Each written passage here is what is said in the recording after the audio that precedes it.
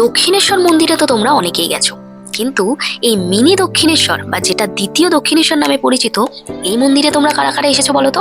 তো সেদিন আমরা পৌঁছে গিয়েছিলাম উত্তর 24 পরগনার ব্যারাকপুর টিটাগড় অঞ্চলের একটি সুপ্রসিদ্ধ চানক অন্নপূর্ণা মন্দিরে। এই মন্দিরের প্রতিষ্ঠাতা ছিলেন জগদ্দম্বা দেবী। ব্যারাকপুর টিটাগড় অঞ্চলের প্রাচীন নাম ছিল চানক। তো সেই সূত্রেই এই মন্দিরটি চানক মন্দির নামেও পরিচিত, যেটা দ্বিতীয় দক্ষিণেশ্বর নামেও সকলে চেনে। তোমরা যদি শ্যামবাজার থেকে আসো তাহলে ব্যারাকপুর হাওড়া বাস ধরেও টিটাগড়ে নেমে টিটাগড় বাজারের কাছ থেকে একটা টোটো ধরে চলে আসতে পারো এই মন্দিরে, অথবা তোমরা চাইলে ব্যারাকপুর স্টেশনে নেবে, সেখান থেকেও একটা অটো বা টোটো ভাড়া করেও কিন্তু চলে আসতে পারো এই মন্দিরে। তবে আমরা কিন্তু ব্যারাকপুর স্টেশন থেকেই অটো নিয়ে এই মন্দিরে পৌঁছেছিলাম।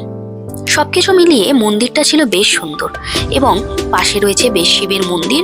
দক্ষিণেশ্বরের মন্দিরের আদলে তৈরি পাশাপাশি যে শিবের মন্দিরগুলি রয়েছে সেগুলোও কিন্তু এক অপরূপ সৌন্দর্য বহন করছে। এবং কালী মন্দিরের ঠিক পাশেই রয়েছে নাটমঞ্চ, এখানটাও কিন্তু অপরূপ সৌন্দর্য। তোমরা চাইলে এখানেও বসে কিছুক্ষণ সময় কাটাতে পারো। আমরা অবশ্য মন্দির থেকে বেরিয়ে একটু গিয়েছিলাম গঙ্গার পাশে। গঙ্গার পাশেই রয়েছে এই মন্দিরটি, তাই তোমরা চাইলে গঙ্গায় কিছুটা সময় কাটিয়ে আবার রওনা হতে পারো বাড়ির পথে। তো যাই হোক, আমাদের এই সাডেন প্ল্যানটা বেশ ভালোই ছিল এবং বেশ সুন্দর কাটলো আজকের সন্ধ্যেটা। তোমরাও কারা কারা আমার মতো এরকম সাডেন প্ল্যান করো এবং ঘুরতে ভালোবাসো অবশ্যই কমেন্ট সেকশনে জানিও। দেখা হচ্ছে পরের ভিডিওতে। Till then stay tune, bye by.